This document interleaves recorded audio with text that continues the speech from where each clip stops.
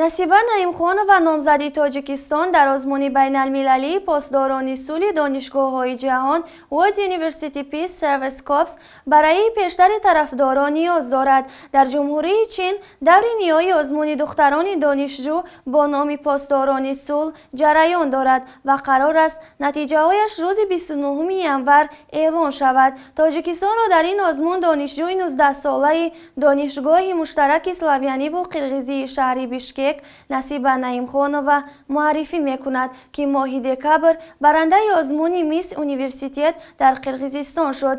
Азбаски насиба шаҳрванди тоҷикистон аст, қарор шуд, ки ӯ дар ин озмун кишвари худро муаррифӣ кунад ва ба намояндагӣ аз қирғизистон номзади дигар интихоб шуд.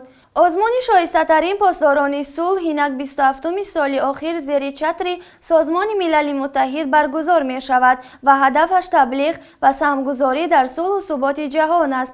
Ташкили чунин як озмунро Анҷумани байналмилалии раҳбарони донишгоҳҳои ҷаҳон соли 1981 аз Созмони Милали Муттаҳид дархост кард ва аз он сол баъд ин барнома пайваста роҳандозӣ мешавад. Вазифаи Посдорони сулҳ ширкат дар барномаи ҳимоят аз сулҳ ва таблиғу оштиву таҳаммулпазирӣ дар ҷаҳон аст.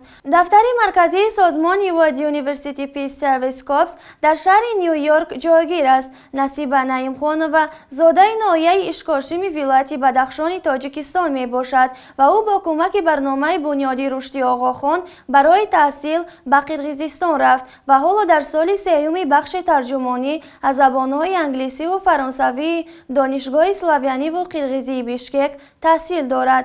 ӯ орзу дорад, ки тарҷумони забонҳои хориҷӣ шавад.